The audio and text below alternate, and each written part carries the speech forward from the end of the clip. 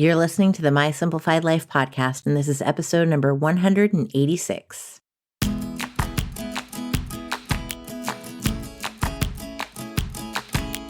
Welcome to the My Simplified Life podcast, a place where you will learn that your past and even your present don't define your future. Regardless of what stage of life you're in, I want you to feel inspired and encouraged to pursue your dreams, simplify your life, and start taking action today. I'm your host, Michelle Glogovac, and I'm excited to share my stories and life lessons with you while taking you on my own journey. This is My Simplified Life. Hey friends, welcome back to another episode. I'm your host, Michelle Glogovac, and today is another pub day, book release day. It is for Sandra Miller, who wrote Wednesdays at One. I loved this book. I had no idea what exactly one of the characters was. And if you read the book, you will read the book. You will understand what I mean because it appears that she's a real person, but then later on you're wondering, is she a stalker? Is she a patient? What is going on with this psychiatrist in his office? What is the secret that he has in his head that nobody else knows except this woman who's suddenly appeared out of nowhere? It is so perfectly written. I adored it. And I adore Sandra. You are going to love her too. She is just my kind of people. And she shares how this book came to life based on a real life experience with her husband, who is a psychiatrist and a patient. So to me, that was even more intriguing. I didn't know about this until I was about 3/4 of the way through the book, and the actual book came in the mail. I was reading it on my Kindle, and I got an ARC version of it, and it had an insert with some more background information. And then my wheels totally started to spin even more about where the book was going to turn and what the story was really about. It was incredible. What I want you to take away from my conversation with Sandra is to really listen to what her journey was to getting to where she is today, this very day with this book launching, because it was not an overnight process. It was not an overnight, oh, all done, here we go. As she says in a recent article that she got lucky. She worked for this. She worked very, very hard.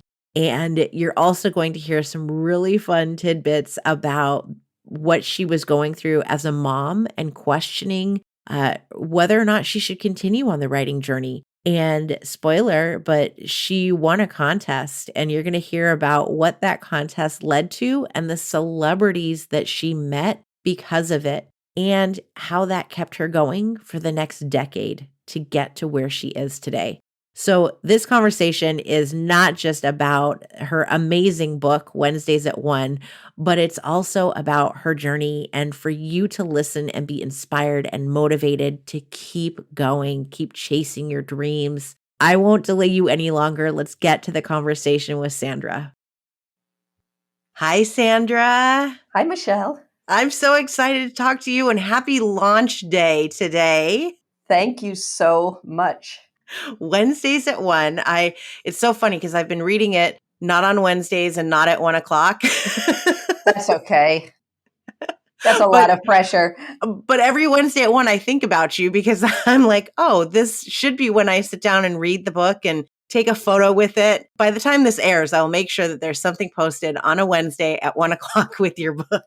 Excellent. Thank you. I'm so excited to talk to you and to get to know you. So before we dive in, can you introduce yourself, please? Yeah, I am Sandra Miller. My publishing name is Sandra A. Miller, and I am the author of Wednesdays at One, which is a literary suspense coming out with Zibby Books on July 11th. Today. Yeah. I love it. It was such a good read, and I know that it's marked as a psychological thriller, and I've seen people go, is it a thriller? Psychological. It does mess with your mind. I'm going to say that reading more about you and what's happened to you personally messed with my mind into what direction the book would be going into. Are you willing to share a little bit about that and how the book came about? Oh, absolutely. Sure. So you want me to tell sort of the origin story Yeah, of how I please. created this idea? Yeah, sure. So I've been married to my husband for 25 years. We've been together 29. He's a psychologist at a psychiatric hospital here in the Boston area. And early in our dating years, I got a phone call at home one day. It was Mark, and he said, "Shut the windows.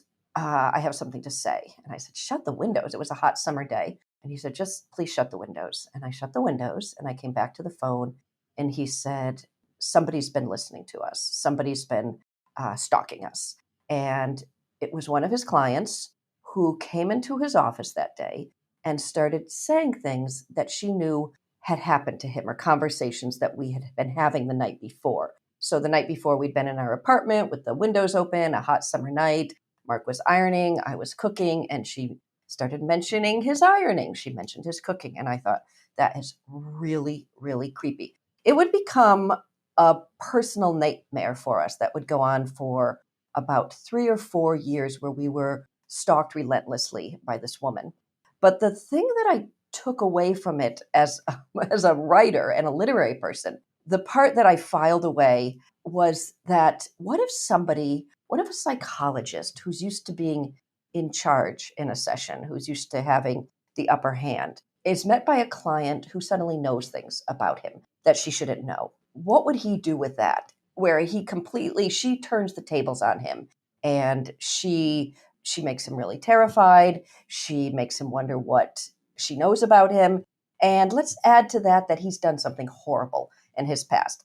This is not my real story, but my fiction brain started running away with me at that point. I filed that away for years, but I played with this idea in different forms of, the woman coming into the psychologist's office knowing things about him. Fast forward summer of 2020 when nobody had anything to do, right? We were all at home. There were no barbecues, no parties. We couldn't go to the movies. We couldn't breathe. So it was a very stressful time for a lot of writers. But for me, it was oddly creatively fertile because this is when I took this idea that had been sort of germinating for years in me, and it turned into the story of Wednesdays at One, which really starts with a psychologist, again, not autofiction, not autobiographical. My husband was the seed of inspiration here, but our stalker story played out very differently. And I ran with this idea: what if a psychologist has done something terrible in his past, something no one else knows about, and his life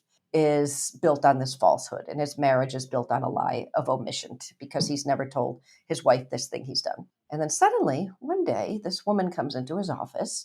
In my case, this very charming woman named Mira in Wednesdays at One, and she starts saying things about his past that no one else should know.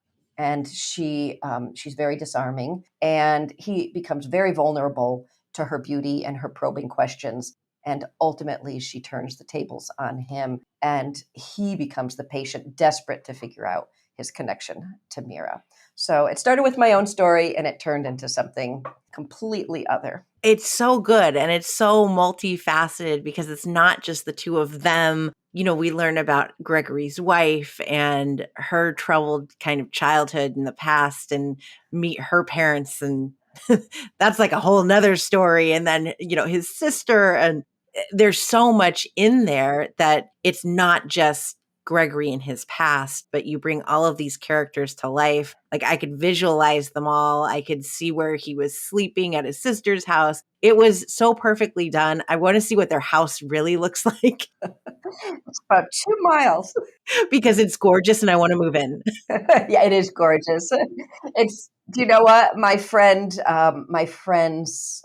in-laws lived in a house in Cambridge. That was the inspiration for this. After her mother-in-law passed away, I went over with a casserole. She was over at her mother-in-law's house, and I stood in the driveway and I said, "Oh, this is a fictional house that I need to use." So filed that away too. Yeah, right over in Cambridge. I love it. And there's a gardening aspect to it too, which is interesting because I finished Hedge as well. So gardening is definitely on my mind. How does that, is there some aspect in your life that also includes gardening and brought Oh, that into absolutely. play? If I peek out my window here, I have gardens surrounding my house. We live next to a community garden. I grew up with a father who was my grandfather was a German farmer, and my father grew up on a farm with 6 brothers and a younger sister. So basically, when your dad grows up on a farm and then turns your yard into a little farm, his kids, me, become farmers too. So I love it.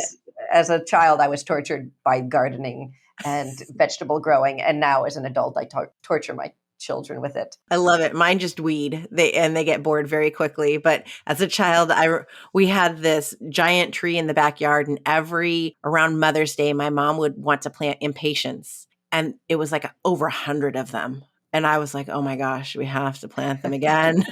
I So I know get that. those darn annuals.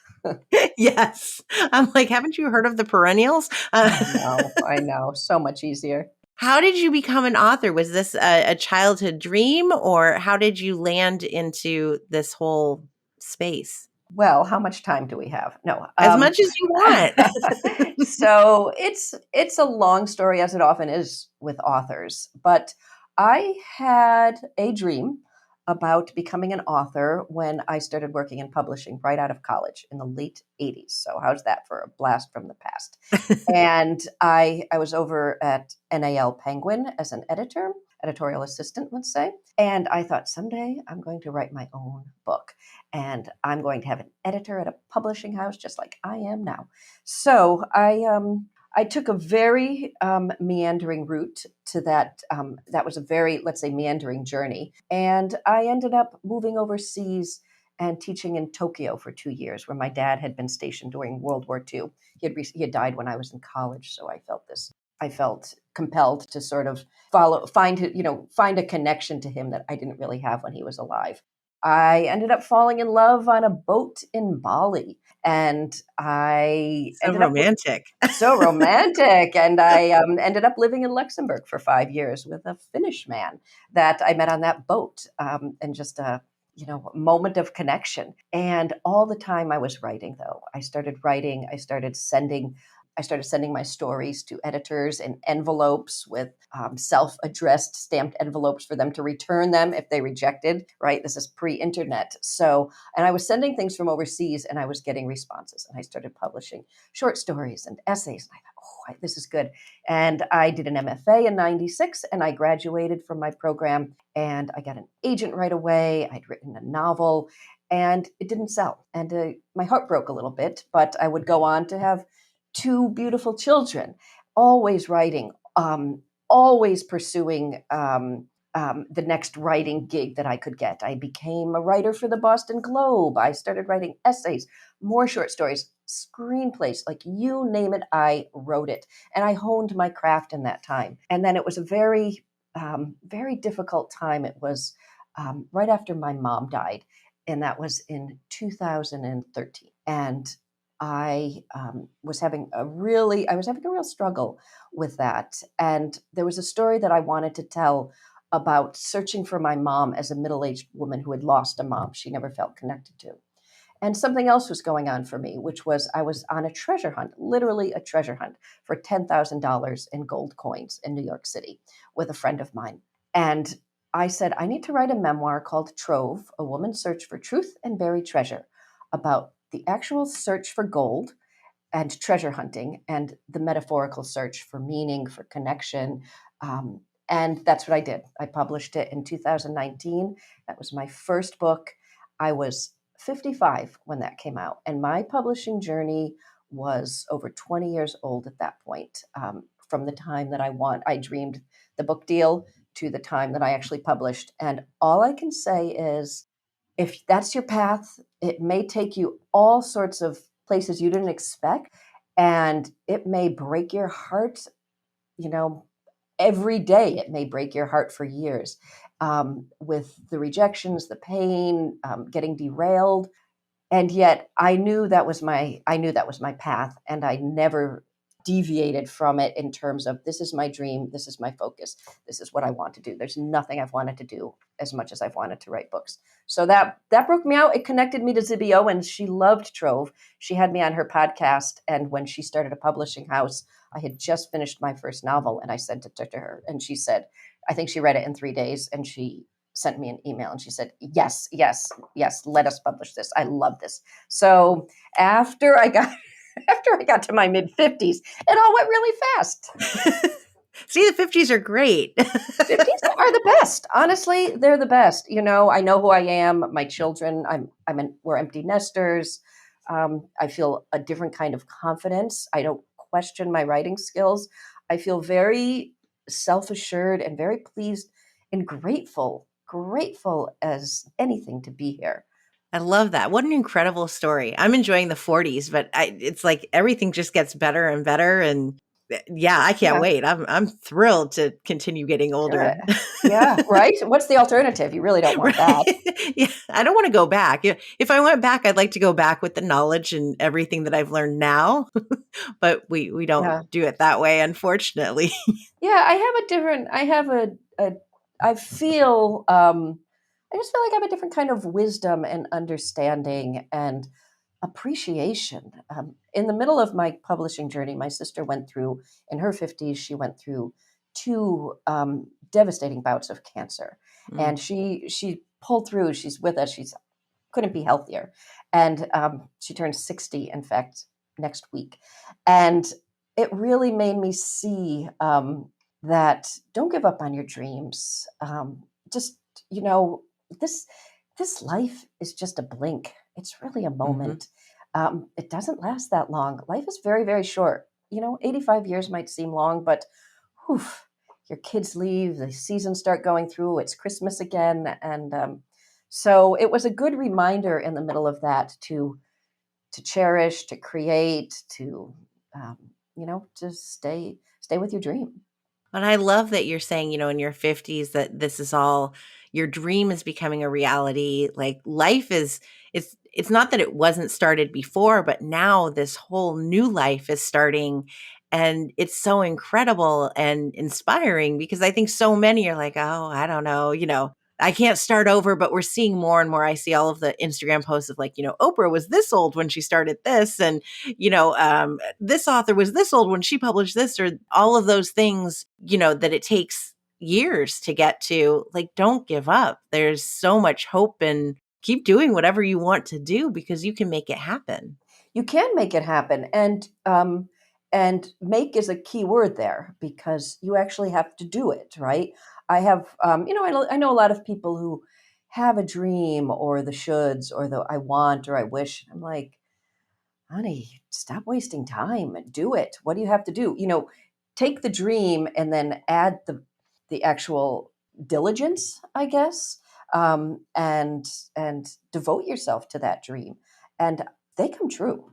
They come true, but it takes that combination, right, of the vision, Yeah. the dream, the holding on to it, but also an extraordinary amount of effort in many cases, such I as love that. publishing books. Yeah. Yeah, I've been talking a lot about fear, and I feel I have no fear because I'm like, well, what's there to fear? Like, you're not going to fail. You can't fail if you try it. That's how I see it, and I think that they have that fear of failure, and it's like, well, if you've done your best and you put your best foot forward, you can't fail. So there's nothing to fear. I absolutely agree. I absolutely agree with that. I think that I had a lot of times in my journey when you get the rejection or the almost or the maybe, no, that I thought, I failed. I failed. I let myself feel like I failed for a day and a half or so. And then I'd be back at it, back at my computer, reworking the story, changing chapter one, moving the prologue back, and just saying, what do I need to do? What else needs to happen for me not to fail at this and for me to actually succeed at this? And I am really proof that if you commit yourself to a project, it may take decades, but it will absolutely be worth it when you get your desired outcome. I love that. So how long did it take you to write the book? Because it doesn't sound like it took that long. If you were writing it's summer of 2020, it's now coming out summer of 2023. But obviously that takes a lot of publishing time and editing and all that stuff. Do you know what, Michelle? It came like a download to me. After I started writing, I wrote 1,000 words a day, and it was painless. Normally, writing is painful for me, but it was painless. I'd go down to my little basement room every morning at about 6 or 7, and I would not come up until I'd written 1,000 words, at least 1,000 words.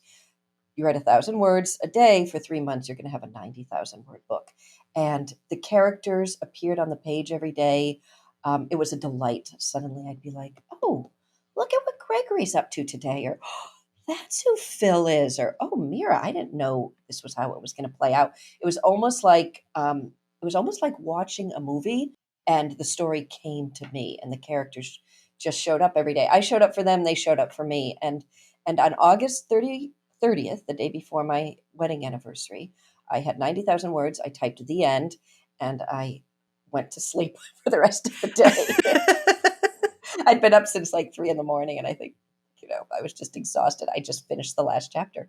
And so I wrote it very quickly. Then I took some time, a year, to rewrite it and to really think about it, show it to my beta readers.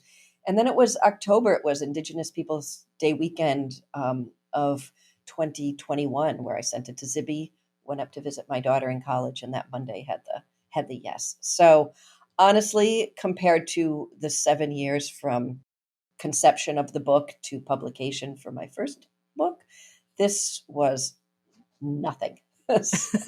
I love it. That's such a great story. Now, what in the packet I received, it says that you would jot down your thoughts in a pink spiral notebook and then close it until the next day. Where did that factor into this going to the basement? Okay, that's really interesting because it's an important piece that sometimes I don't give enough credit to it. Right before I started writing the book, I got a terrible case of vertigo. So it was the pandemic. I maybe I was doing some yoga move or something, and something tripped in my ear, and I was dizzy for 3 months after that. Oh, So it was like March, April, May. I couldn't look at a computer screen. I teach at UMass Lowell, so that was a little bit of a problem. I was Zoom teaching then. right. I'd have to tell my students I'm going to turn my screen off. You leave yours on because I'd get so dizzy. So I started doing Julia Cameron's The Artist's Way. Do you know the book? It's a Mm-mm. But fabulous I'm going to book. write it down. Write it down. Absolutely. It's a book for creatives. I think it's in its 50th anniversary. And she's a creative genius. Sounds so silly, but she's just one of the most creatively gifted person. And she's given the world this beautiful book that teaches us how to create. And so I started doing Julia Cameron's Artist's Way. And what she does is she says, do your morning pages. Every morning before you get up, write 3 pages, just scratch them into a notebook and write gibberish. It doesn't matter. This is not for you to reread or to make sense of. It's going to clear your head and it's going to invite stories to come to you. In fact, Elizabeth Gilbert credits Eat, Pray, Love with Okay. having done Julia Cameron's. A lot of, very accomplished artists and musicians and writers say that Julia Cameron's Artist's Way paved the way for them. I did this for 3 months with my eyes closed, scribbled in my pink notebook with my dizzy head.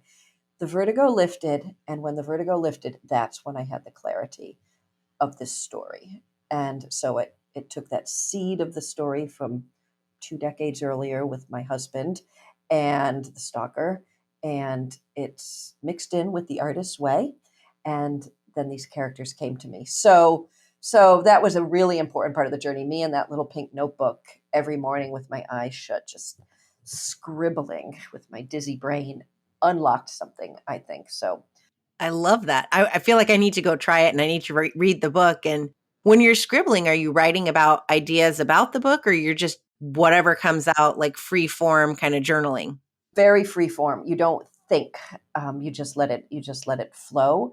And the idea is to not think and to not use your rational brain or to try to work out a story. So it could be, I'm thinking about a book and the tape dispenser is over there, and today I'm going to talk to Michelle. And so you just scribble, and it's people say that it's a miracle what it opens up in you creatively. And there are other steps to the Artist Way program. It's a 12-week program, but all I could do was that because I was so dizzy. Yeah. Well, it sounds like that's all you needed to do. That's all it took. That's incredible. And then what do you teach as a professor? I'm adjunct faculty, so part time. I teach at UMass Lowell. I teach journalism, feature writing, because I love telling other people's stories, and I did that for years at the Boston Globe and other places. And I teach creative nonfiction, so basically memoir. So I'm teaching online right now, which is wonderful. I teach in their online bachelor's program, so it allows me to stay right here at my desk. I love that. Yeah, I've gotten used to that. I'm like, the pandemic was no big deal. I sat here anyway, and now I had an excuse to not actually leave. Yes, exactly. So I do miss the interaction with the students sometimes, though, because I think that so much of the good stuff in life, we forget so much of the good stuff happens in person. So I, Yes, I totally agree with that. And I'm still getting used to going back out and networking, and you forget how you actually talk to strangers. yeah, it is. It's like a muscle that we haven't worked in a long time, and now we do it again. And I think now going to big events is more exhausting, and right, we're just not used Yeah. to that kind of the crowds and the loud. So Yeah, absolutely. And then let's not forget about the short story that turned into um, a film. I mean, Kerry Washington starring in it. No big deal. Come on, Sandra. oh my gosh. Oh my gosh. That was such a pinch me moment. It really was. That was so exciting. Yeah, that was a while ago. My kids were young, and yeah, I was in our local library, and my kids were reading books in the children's section, and I was exhausted. I was one of those like staggeringly tired moms all the time. My kids weren't big sleepers, and then I was sensitive to their sleep issues. And I staggered over to the comfy chairs, and I pulled the Glamour magazine off of the shelf, and there was a little link. It said, follow this link and tell us your real moment story, REEL, your real moment story, in 750 words. And if we choose yours, it will be made into a short film with top Hollywood talent. And I was like, ugh, I got this. So I went home. I wrote the link down before phones. Before we used phones, and I wrote the link down. And I went to my computer after the kids went to bed that night. I poured a glass of white wine, and I sat and I wrote the story. This story that is fate-driven story about meeting my husband and the bizarre, bizarre way we reconnected after 10 years apart. We had met in college, and then we reconnected 10 years later. And I sent it off. And a couple months later, I forgot I'd sent it. It was probably the wine. It was late. The lack I of didn't, sleep. lack of sleep, and I didn't edit it. I just wrote it into a form. I sent it, and I got a call from Glamour magazine that I was one of 5 winners out of 5,000. And Trudy Styler, Sting's wife, would be directing it. Sting would put a song in it. Kerry Washington would star along with supermodel Tyson Beckford, like that sexy 90s supermodel. I was like, what? So it was crazy. I actually fell on my knees on the kitchen floor and cried because I'd been having a really rough time. I was just having a tough time with my writing, and I'd actually asked for a sign. And I said, universe, if I'm going to keep doing this with my 2 young children and lack of sleep and lack of big success, I need a sign. And I tell you, this was my sign, because a few months That's a later, really good sign. I was in New York on the red carpet with Sting and Trudy Styler and Kerry Washington, and it was And Tyson Beckford. insane. Like, let's not forget about him. Yeah, he arm wrestled with my husband, and they were, pretending to fight over me. It was wonderful. Oh my God, what a Ah, night! Yeah, yeah, truly, truly. I got to be on the Today Show with Trudy Styler, so yeah, truly a career highlight. A big boost for like a tired suburban mom. that's incredible. I absolutely love that. I almost love that story more than the publishing one. I'm like, that's crazy, you It was know? crazy. And you want to know the best part about that? I had 4 days in New York, all paid for, the swank hotel, a car at our disposal, Broadway shows, flowers in the room. I mean, truly like these 4 days of being utterly spoiled in the middle of Manhattan with a red carpet premiere and appearance on the Today Show. The last night, my husband and I came home from the big um, party, after the real moments, red carpet and screenings of our movies. And we asked our driver, James was his name, we asked him to stop at a Chinese restaurant, and we got Chinese food, and we took it up to our room in our hotel, and we overlooking, I guess it was the East River, and we ate Chinese food in our white robes, and we just laughed and thought, did that just happen. Like, but that downtime, out of the heels, out of the fancy clothes, like just with my husband, processing it was so sweet and so meaningful. I could almost say it was almost better than walking like the red carpet with Sting. Like to have made those memories with him based on our love story. I love that. And the fact that you remember your driver's name, that speaks James. volumes to who you are as a person. Yeah, you're a good person. You can tell. Thanks. You deserve that moment. I want to cry. I'm like, this is so incredible Oh. because we've all been there. My kids are a year and 3 weeks apart, and shoot, they still don't sleep through the night, and they're 7 and 8. So I get that tired, and you're going, okay, what else? And give me a sign. Am I in the right direction? Am I wasting my time? And you got like the ultimate sign. I don't know if there's a bigger sign than what you got.